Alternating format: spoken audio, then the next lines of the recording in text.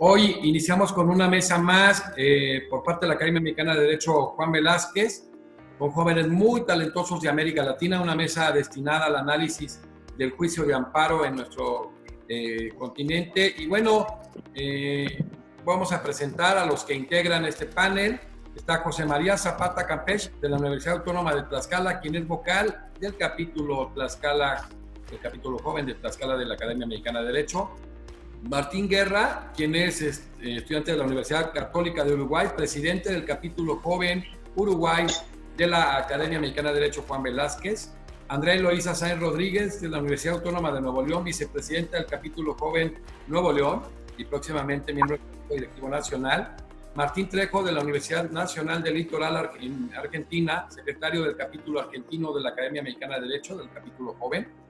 Gustavo Abel Ramos Rodríguez, de la Universidad Multitécnica de Colima, vicepresidente del capítulo joven Colima de la Academia Mexicana de Derecho, y Luis Oriana Martínez, de la Universidad Central de Venezuela, presidente del capítulo joven venezolano de la Academia Mexicana de Derecho. Pues bueno, la mecánica es, primero tendrá cada uno de ellos 2 minutos de participación y posteriormente cerrarán con 3 minutos cada uno de ellos.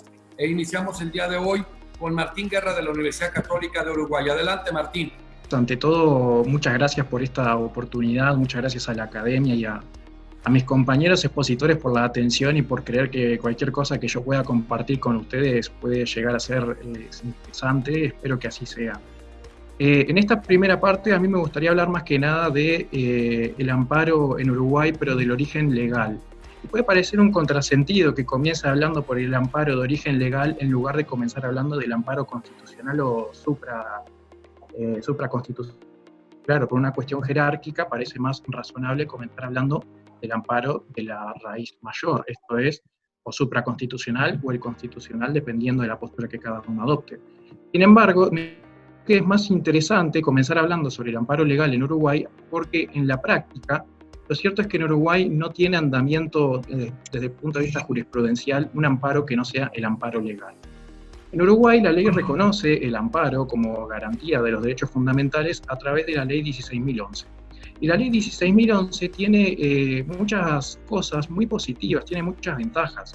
Tiene, por ejemplo, que consagra el amparo preventivo, prevé el amparo contra particulares, prevé el amparo también contra las omisiones del sujeto demandado, no solo contra actos positivos, pero también tiene algunas cuestiones que son verdaderamente negativas. Por ejemplo, se presenta un plazo de caducidad de 30 días para iniciar el amparo y presenta otras cualidades a considerar como son la subsidiariedad del amparo, así como también el requisito de ilegitimidad manifiesta. Estos dos últimos elementos, que son la ilegitimidad manifiesta y el carácter subsidiario, los menciono aparte porque en verdad no sé o no es del todo claro si son verdaderamente aspectos positivos o negativos. Pero sobre lo que no hay duda es que en Uruguay la aplicación jurisprudencial de estos requisitos es muy restrictiva. En la práctica inviabiliza el amparo. Y creo que con esto concluyo mis 2 minutos. José María Zapata Campech, de la Universidad Autónoma de Tlaxcala.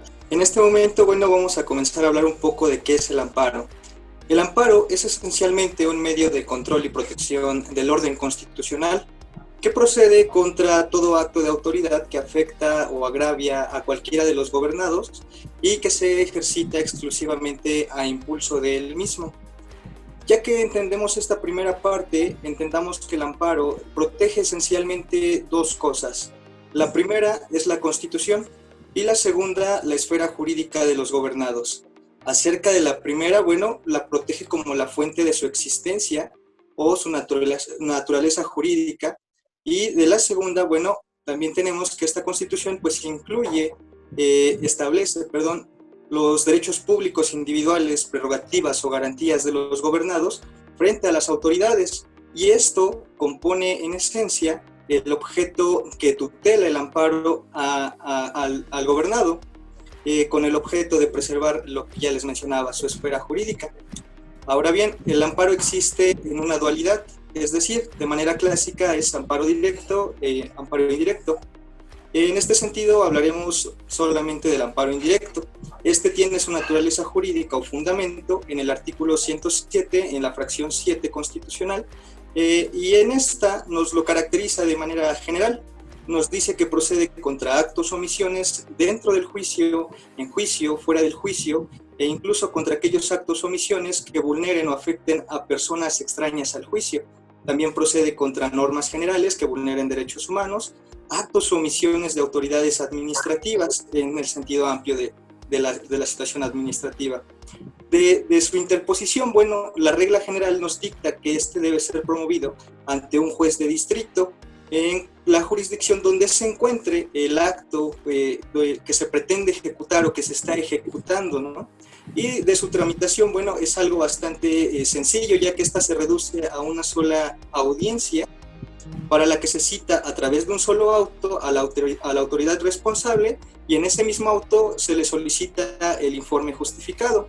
En esta audiencia, por supuesto, se podrán presentar las pruebas que las partes ofrezcan, y se escucharán también, habrá una parte de alegatos que evidentemente pues se escucharán ambas partes, y finalmente en esta audiencia también se dictará una sentencia.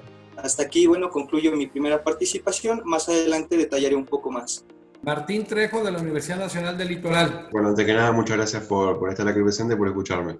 Voy a usar este primer módulo para hacer una brevísima introducción, haciendo uso de los 2 minutos, de cómo es el régimen constitucional y legal aquí en la Argentina. Antes que nada, me gustaría mencionar que lo que es la construcción jurisprudencial, la construcción del amparo tiene fuente jurisprudencial en la Argentina, remite a los conocidos fallos Siri y Cot de mediados del siglo pasado. Asimismo, la Constitución Nacional reconoce la acción expedita y rápida de amparo, siempre que no exista otro medio judicial más idóneo, contra todo acto o omisión de las autoridades públicas. Asimismo, tenemos una ley nacional de amparo que regula, justamente desarrolla el artículo 43 de la Constitución Nacional, lo reglamenta, y asimismo, debido al marco, al sistema federal de gobierno que tenemos en nuestro país, también se reconoce en las provincias la posibilidad de iniciar una acción de amparo. Asimismo, también justamente en las provincias tenemos regulado lo que es la Constitución Nacional, las constituciones provinciales, y las leyes provinciales. Cabe destacar que lo más importante es que me parece destacado que en las provincias, tanto en las provincias como a nivel nacional, nosotros no contamos con tribunales constitucionales como puede ser en otros países de Latinoamérica. Por lo tanto, la competencia para entender, para la notio de la acción de amparo, recae en los tribunales ordinarios, ya sea de las provincias o en los tribunales federales de la nación. Bueno, hay mucho por decir, no me da mucho el tiempo, pero bueno, en el próximo bloque vamos a hablar de algo más interesante. Muchas gracias. Andrea Eloísa Sainz Rodríguez, de la Universidad Autónoma de Nuevo León. Mi tema, el que voy a abordar, va a ser los principios rectores del juicio de amparo. Vamos a comenzar con el primer principio, que es el de instancia de parte.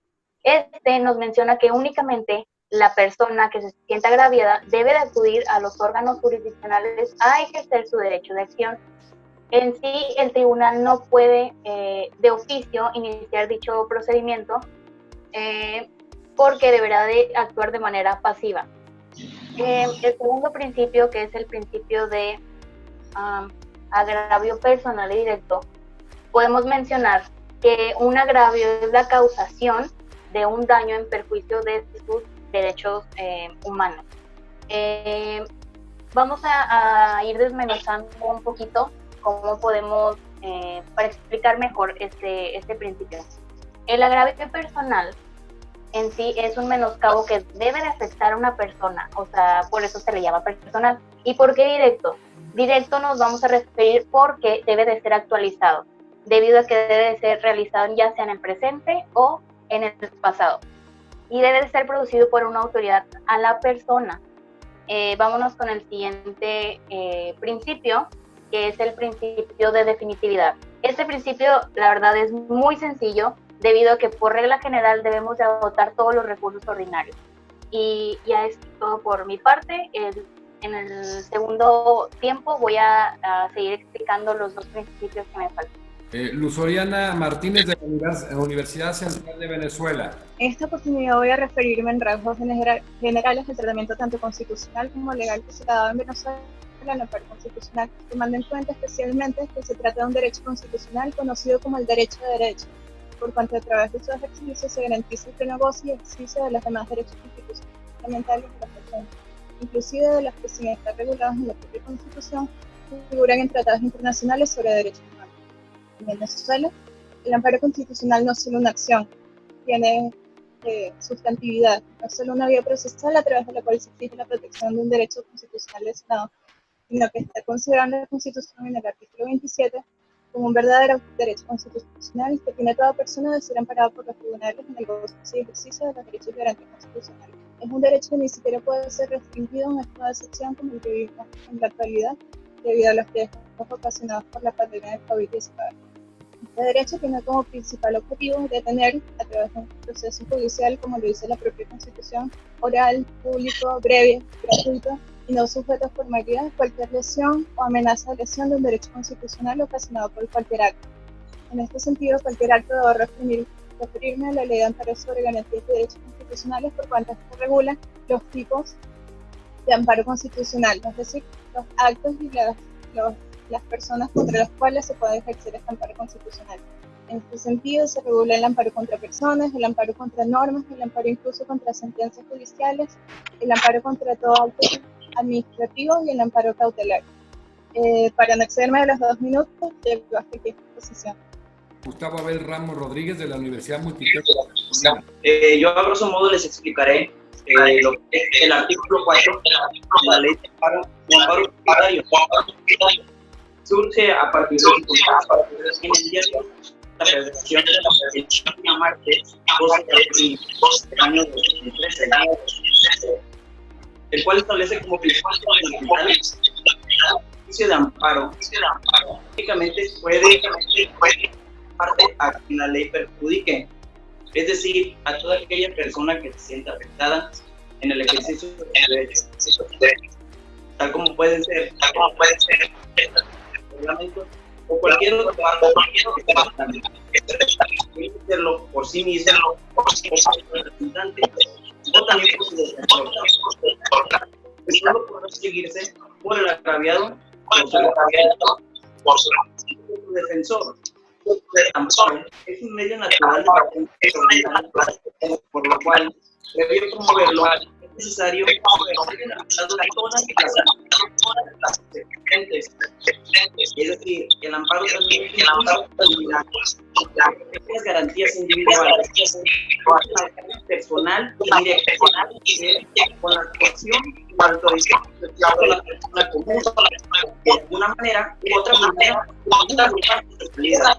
el juicio, el fundamento, incluye también a los funcionarios públicos, a cualquier otra autoridad electoral. El amparo permitirá esa protección como se ponga hacia la persona, es un los derechos de cada gobernado. El amparo es también que procede cuando existen las violaciones al debido proceso, ya sea por actos u omisiones de los poderes públicos en instituciones, lo anterior fundamentado en el artículo primero, fracción primera de esta nueva ley. Es así como termino mi primera intervención. Bueno, en esta primera fase, una participación muy destacada de todos los participantes de esta mesa. En el caso de Martín Guerra, pues habla de la fuente legal precisamente en el amparo, genera pues de alguna manera algo diferente a como se da en muchos de nuestros países. Ya lo dijo después Martín Trejo, cómo se maneja o surge jurisprudencialmente el amparo en Argentina a través de 2 sentencias muy importantes. Fueron 3 las que modelaron la de en 1957, la sentencia Ángel Siris, donde se crea el amparo, la ley de 1966 en Argentina, y en 1994 se constitucionaliza el amparo con la reforma de la Constitución de 1853 Argentina. José María Zapata Campeche habla precisamente que es un mecanismo de defensa constitucional, un mecanismo que debe tener un tratamiento sencillo, y esto es porque se ajusta a los estándares del artículo 25.1 de la Convención Americana sobre Derechos Humanos. Andrea hace un abordaje muy importante de los principios rectores del juicio de amparo en el caso mexicano, que se tramita de una manera muy diferente. Ya lo vieron en Argentina, que hay justicia ordinaria, se maneja en justicia ordinaria, y que existe un gran desarrollo de la jurisdicción constitucional local, es decir, es un proceso constitucional que existe a través de mecanismos nacionales, pero también en las provincias argentinas, que son las entidades federativas en México.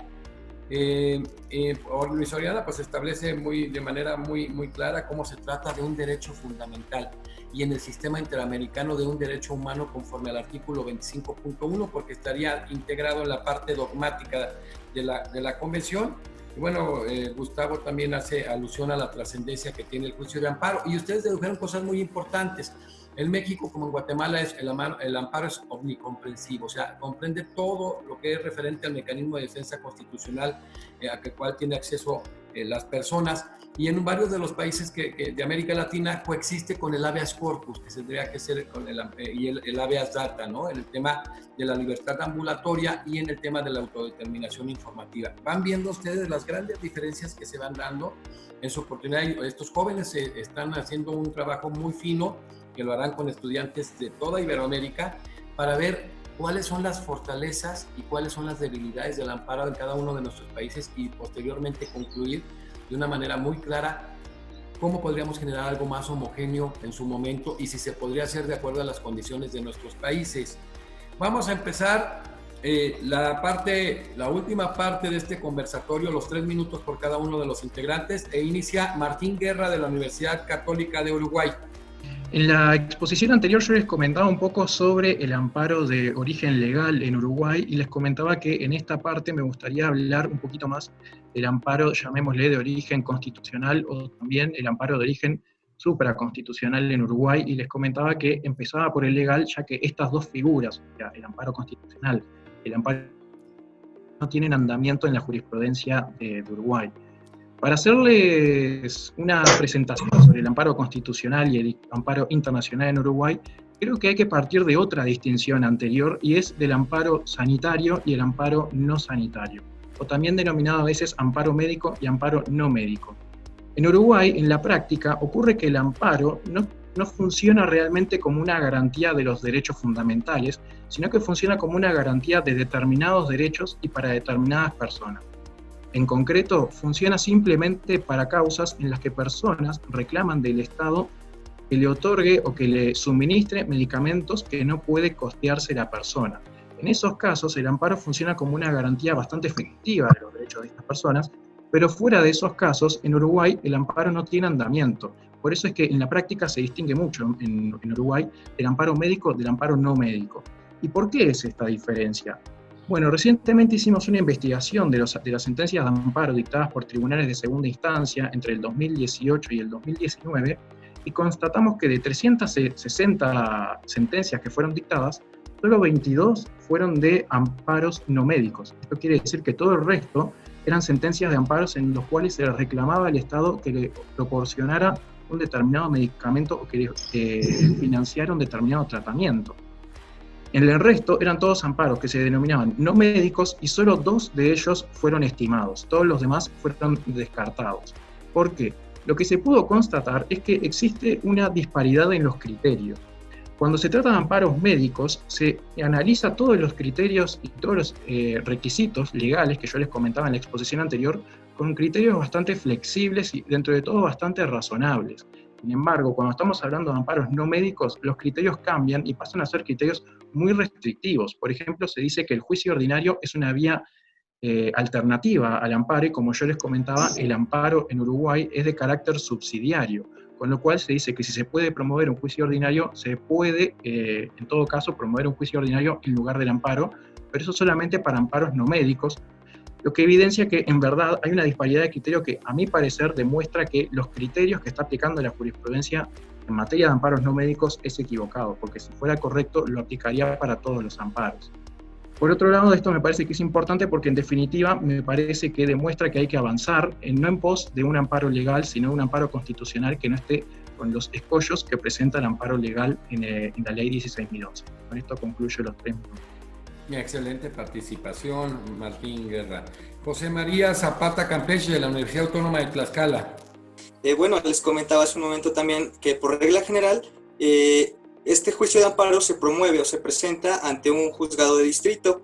Sin embargo, bueno, en este momento es necesario hablar entonces de la competencia. Pues uno de los problemas cuando uno es estudiante o cuando uno se inicia en la práctica, ¿verdad?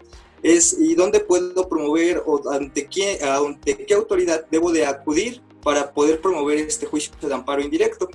Bueno, en ese sentido, como expliqué, por regla general se promueve ante un juzgado de distrito. Sin embargo, la ley reglamentaria, la ley de amparo en México, prevé la competencia también a los tribunales unitarios de circuito, pero además a autoridades del orden común que funcionan como auxiliares de los órganos jurisdiccionales en materia de amparo indirecto. Así que, bueno, el Tribunal Unitario de Circuito solo podrá conocer juicios de amparo indirecto cuando se trate de actos de otros tribunales de la misma naturaleza, es decir, tribunales unitarios de circuito, y estos, será competente un tribunal de la misma materia o del mismo circuito, o el más próximo a la residencia, aquel en el que se haya emitido el acto que se está dando. Aquí cabe hacer una pequeña aclaración respecto de qué es un circuito.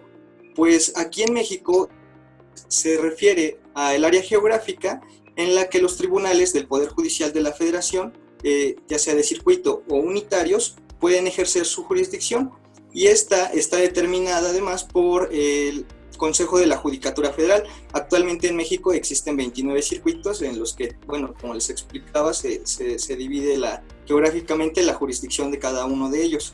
Bueno, continuando con la línea principal de ideas, ¿quién es competente si tengo que promover, por ejemplo, el juicio de amparo indirecto en contra de un juez de distrito, por ejemplo?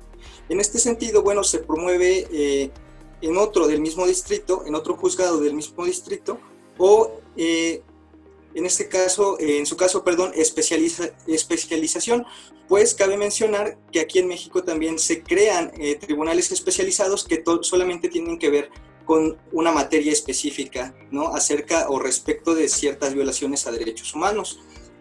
En este sentido, bueno, si no lo existiera, entonces se acude al tribunal más cercano a la jurisdicción en el que se haya cometido la violación o el acto que se está reclamando, ¿sale? La misma regla opera para aquellos órganos jurisdiccionales del orden común, perdón, que funcionan como auxiliares, es decir, como existe una autoridad auxiliar que está auxiliando, valga la redundancia, a un juzgado de distrito, bueno, el juzgado de distrito no podrá conocer en caso de que exista un juicio de amparo promovido en su contra.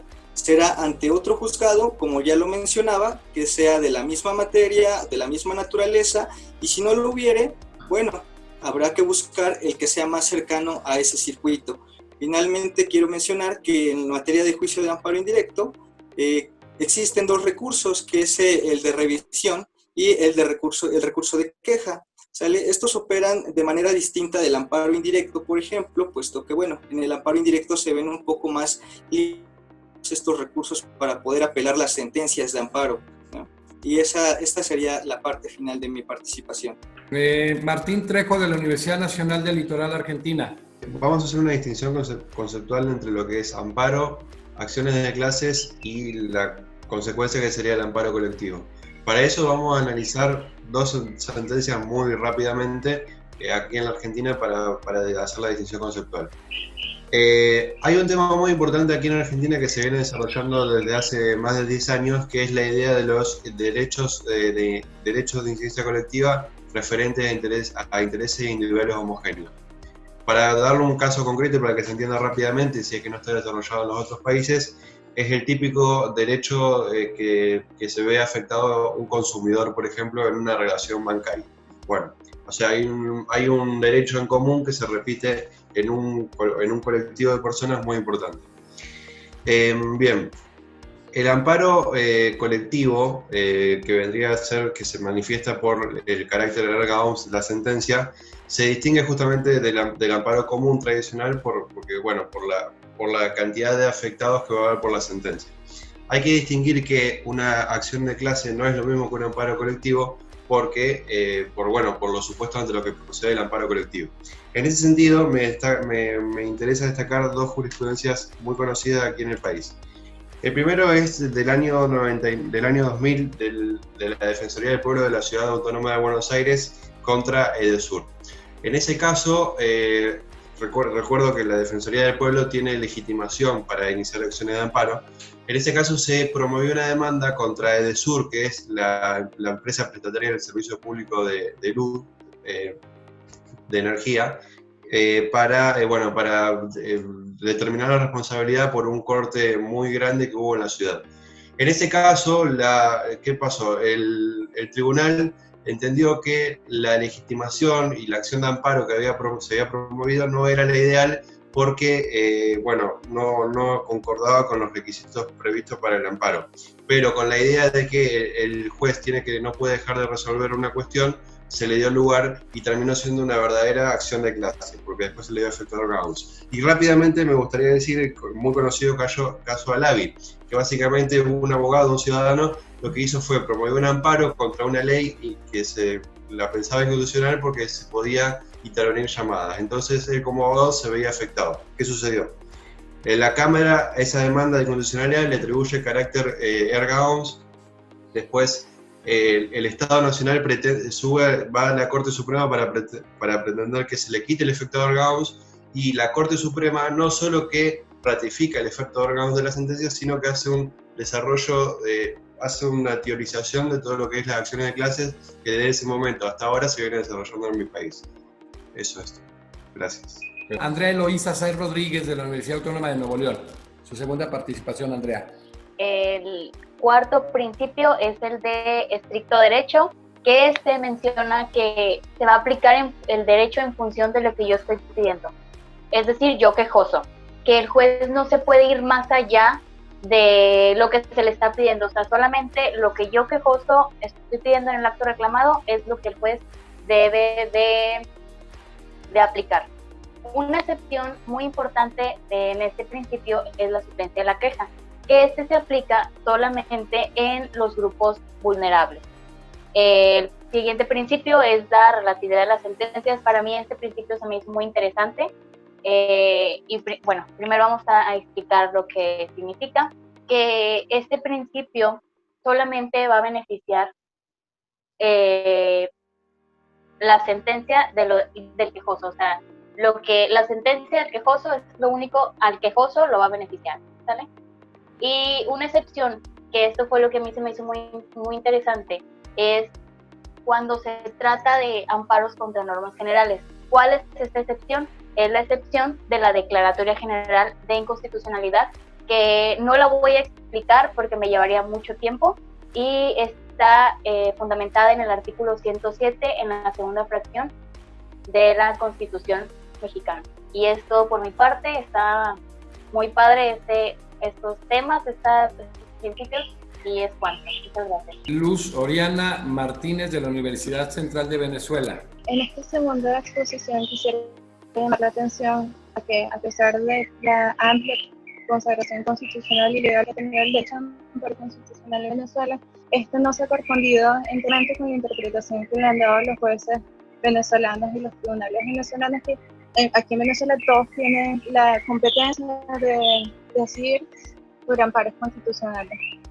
Ciertamente los jueces venezolanos han tendido a restringir el sentido y alcance del amparo constitucional hasta el punto de negarle toda aplicación práctica en el país. Es lo cierto que en Venezuela se ha catalogado esta figura como una acción extraordinaria y subsidiaria, que me llama la atención que también en Uruguay, como bien lo expuso nuestro compañero Martín Guerra, también tenga esa categoría. Sin embargo, aquí en Venezuela lo que ha provocado esa caracterización es que cualquier intento de ejercerla, lo que concluye es una declaración de inadmisibilidad con motivo de que existen otros medios ordinarios para canalizar la pretensión de esta protección de los derechos lesionados. Es lamentable que esto esté ocurriendo en Venezuela por cuanto el reconocimiento constitucional y legal de amparo constitucional ha sido derogado por una práctica extremo limitativa de su naturaleza, del sentido y el alcance del amparo constitucional, lo que lo convierte, después de haber sido esta gran conquista, la protección de los demás derechos fundamentales, en una mera enunciación de un derecho que realmente no existe. si nos ponemos a observar el comportamiento de los órganos jurisdiccionales del Poder Judicial aquí en Venezuela, nos ponemos a observar la tendencia de los casos de declarar improcedente una acción de amparo constitucional y que también analicemos que las pocas medidas que se han declarado en los amparos constitucionales realmente no están dirigidas al restablecimiento de los derechos constitucionales mencionados. Lo que nos queda es concluir que realmente la existencia de la figura de amparo constitucional en Venezuela está muy mermada. De hecho, el amparo constitucional en Venezuela es una opción que muchos abogados nos abstenemos de jugar por cuanto a la probabilidad de que se nos declare inadmisible por la existencia de otro medio ordinario para la sustanciación precisamente de este tipo de pretensiones es casi del 100%. De esta forma, el medio que por excelencia debería ser un obstáculo para las transgresiones de los derechos de todas las personas por cualquier acto, hecho o omisión, inclusive por parte de los poderes públicos, es más bien un instrumento que en la totalidad se presenta como de denegación de justicia y de violación del propio principio del amparo constitucional. Quiero llamar la atención también sobre este carácter de subsidiariedad por cuanto hemos dicho ya que el amparo constitucional es un derecho. Entonces, para preguntarnos, ¿puede un derecho constitucional ser subsidiario o ser extraordinario? Es realmente una cuestión que llama mucho la atención para analizar aquí en Venezuela y el tratamiento que se le está dando. Creo completamente que para que el amparo exista, también debe ser protegido efectivamente por todo el sistema de justicia en un país, no meramente ser enunciado en una constitución, en una ley, incluso en un tratado internacional de derechos humanos. Para nosotros, aquello que hace que el amparo exista, que cobre vida, son las sentencias que, emanadas del tribunal competente, efectiva y objetivamente, conceden a todo ciudadano que le solicita una protección inmediata y directa en el goce y ejercicio de su derecho, no una mera enunciación. Muchas gracias. Y cierra este foro Gustavo Abel Ramos Rodríguez de la Universidad Multitécnica de Colima. El amparo contra particulares es un eficaz medio de control constitucional por excelencia que tenemos todos los gobernados y que fue creado con la finalidad de combatir actos de autoridad, el cual permite a todas las personas defenderse de las violaciones a los derechos fundamentales cometidos por parte de las autoridades.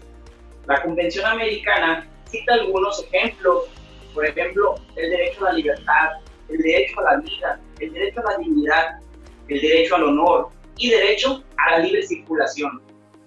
Este también procede en contra de normas generales, ya sea por actos u omisiones de las mismas autoridades que vulneran o restrinjan la soberanía de los estados tutelados y enmarcados por nuestra Constitución Política de los Estados Unidos Mexicanos. También podemos mencionar que en el derecho comparado, Argentina se engalana al ser el país en América Latina como pionero de este nuevo sistema, el cual florece como gestor de amparo contra actos de particulares, surgido de una manera distinta al caso mexicano. Recordemos que el origen del amparo en Argentina fue de carácter pretor, que nace a partir de la sentencia Ángel Siri, el día 27 de diciembre del año de 1957, al interponer el recurso de habeas corpus. La ley de amparo establecerá los casos en los que la acción de tutela lastime grave o directamente el interés del colectivo o solicitante que se encuentra en un estado de indefensión, es decir, solamente la persona que se sienta agraviada podrá asistir a los tribunales federales, ya que el agravio puede ser de manera directa o indirecta. Cabe señalar que existen antecedentes o también evidencias donde podemos señalar que anteriormente se presentaban estos tipos de casos, pero pues no eran demandados. Pues no era muy común que cualquier persona común pudiera señalar como responsables a dependencias o instituciones. El amparo es un equilibrio entre la autoridad y los poderes, maneja una templanza, maneja ese equilibrio, ese punto neutro. Esta nueva ley adiciona también los juicios de carácter laboral civil y mercantil respectivamente. ¿Es cuánto, doctor? Pues bueno, una mesa excelente. Inició precisamente Martín Guerra, hablando del amparo médico, ¿no? Problema que se da. En este sentido, qué bueno que han venido estableciendo ustedes el amparo interamericano, la tutela judicial efectiva del sistema interamericano. Acaba de surgir hace muy poco, de dictarse por parte de la Corte Interamericana de Derechos Humanos en el caso Poblete Vilchis contra Chile, como el tema de salud, precisamente, que se aborda aquí, y el tema de seguridad social se analiza de manera autónoma, de manera independiente, con base al artículo 26 de la Convención en el Desarrollo Progresivo. Y aquí Martín Guerra habla del aspecto subsidiario, que Andrea lo manejó ya también, y en México precisamente se refiere al principio de definitividad. Es el símil que se da. Luego, José María Zapata Campet, pues habla del amparo indirecto, que hay dos tipos de amparo en México, el directo y el indirecto, y el primero, el indirecto, se dice que es distancial, hay una audiencia, en el otro no existe esa audiencia, y la clave aquí es que para mucha gente, para muchos estudiosos y optimistas, el verdadero amparo en México es el amparo indirecto.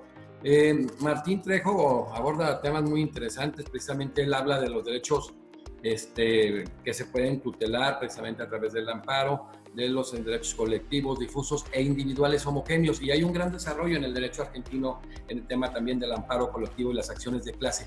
Y paralelamente Brasil ha sido un desarrollo muy importante. El artículo 5 de la Constitución brasileña de 1988 aborda todo este tema del amparo colectivo, y hay un artículo a Martín Trejo que abordó perfectamente el tema, que es el artículo 81 del Código, precisamente ya había abordado el tema del consumidor, del Código del Consumidor brasileño de 1990, que especifica de una manera más clara lo que vendrían a ser estos derechos, que señala de una manera muy interesante estos derechos de interés y de incidencia colectiva. Y algo que aborda muy importante Martín Trejo, que ahora que se reforma la ley de amparo, la Constitución mexicana, y que quedó corta, son los efectos de la sentencia precisamente en el tema de la colectividad, de estos amparos de incidencia colectiva, que son los efectos erga omnes, los efectos generales. México no avanzó mucho en el tema, incorporó el interés legítimo que no existía para poder accesar a estos derechos, pero se quedó corto en los efectos de la sentencia. Creo que les faltó dar el paso final en ese sentido para haber generado una reforma casi perfecta con todo este manejo de derecho comparado. Luego Andrea Eloísa Sáenz muy brillantemente manejó todos esos principios relativos al juicio de amparo, los relativos a la acción, los relativos al proceso y los relativos a la sentencia, y con esta reforma en materia de amparo se incorporan otros muchos principios con la reforma constitucional y con la incorporación del derecho internacional de derechos humanos el 10 de junio del año 2011, que bueno, ya después en alguna otra fase los va a tocar con calma, porque ahora va a tocar los elementales y que vale mucho la pena. En el caso de Luis Oriana Martínez, pues hace un análisis muy preciso de la fuente legal, hace una crítica, establece este mecanismo de protección constitucional que debe ser extraordinario. Y bueno, en su momento Venezuela tuvo una sala modélica, una sala constitucional que conjuntamente con la paraguaya y la costarricense fueron de primer mundo, y bueno, ahora ella hace una crítica muy constructiva, muy firme y muy fina. Gustavo Abel Ramos Rodríguez pues habla y abordó primeramente el amparo prioritario, que fue una de las grandes novedades precisamente en su primera parte, y en su segunda parte habla del amparo contra particulares, y aborda de manera muy inteligente lo que es esa sentencia Gelsiri de 1957, y obviamente remitirnos a la jurisprudencia de la Corte Interamericana de Derechos Humanos relativa al artículo 25.1 de la Convención. En su momento me tocó trabajar el tema en el Senado, junto con un gran venezolano ahora que está Oriana Alambrago El Carías, y creo que vale mucho la pena este abordaje que hizo Gustavo. Son jóvenes muy brillantes, yo reitero, veo pasar las mesas y parecen mesas de abogados de muchos años de ejercicio profesional. Yo los quiero felicitar a nombre propio, a nombre de la Academia Mexicana de Derecho, son un orgullo. Reiteramos, hay que continuar con esa humildad, que significa que ponderen los equipos, uno, y dos, que nunca se sientan un producto terminado. Siempre busquen generar este aprendizaje, este intercambio de ideas, este manejo de derecho comparado que les va a permitir, como lo dijeron muchos de ustedes en su momento, detectar las fortalezas y las debilidades en cada uno de los temas. Aquí en materia de amparo es muy importante manejarlo, porque simple y sencillamente es el principal mecanismo de protección constitucional. Es un mecanismo maravilloso que ha venido permeando el mundo entero, ya lo tiene Filipinas, ya lo tienen en países africanos, se incorporó en España primeramente en 1971 en su constitución, en América Latina actualmente existe en toda América Latina, a lo mejor falta un poco avanzar en Cuba, que tiene más bien algo así como un interdicto de recuperar la posesión, pero en el grueso de América Latina lo encontramos generalmente con el nombre de amparo, salvedad de Brasil, que es el mandamiento de seguridad, la acción de tutela colombiana, el recurso de protección ecuatoriano y el recurso de protección chileno y la acción de protección en el tema ecuatoriano, que antes era amparo y se modificó en 2008 con la nueva constitución. Y bueno, quiero felicitar a José María Zapata Campech, a Martín Guerra, a Andrés Lorenzo Sáenz Rodríguez, a Martín Trejo, a Gustavo Abel Ramos Rodríguez, a Luz Oriana Martínez y a las universidades de donde provienen, porque tienen mucho que ver con su capacitación, la Universidad Autónoma de Tlaxcala, la Universidad Católica de Uruguay, la Universidad Autónoma de Nuevo León, la Universidad Nacional del Litoral en Argentina, la Universidad Multitécnica de Colima y la Universidad Central de Venezuela, y obviamente a la Academia Mexicana de Derecho, porque todos ellos son parte de la Academia Mexicana de Derecho y pronto van a saber de la estructura internacional originalmente iberoamericana de estudiantes, chavos bien, súper comprometidos con el derecho, con su país, con su sociedad, y van a darse cuenta de todo lo que se va a producir desde la academia. Nosotros lo platicamos con ellos, qué padre que existen doctrinistas en todas las áreas, en todo el mundo, pero qué padre que se vayan forjando nuevos doctrinistas desde las universidades, como son estos jóvenes tan talentosos, de los cuales la Academia Mexicana de Derecho está muy orgullosa, sus países, la región, y creo que ustedes van a darle mucho, no nada más a México, no nada más a Argentina, no a Uruguay, al caso venezolano, sino que le van a dar mucho, ni siquiera a la región, al mundo, van a producir mucho y están muy comprometidos. No tienen techo, van a disfrutar cada logro, pero el techo lo acaban de romper. Así de que muchas felicidades a todos y cada uno de ustedes. Cerramos esta gran mesa de amparo de la Academia Mexicana de Derecho Juan Velázquez.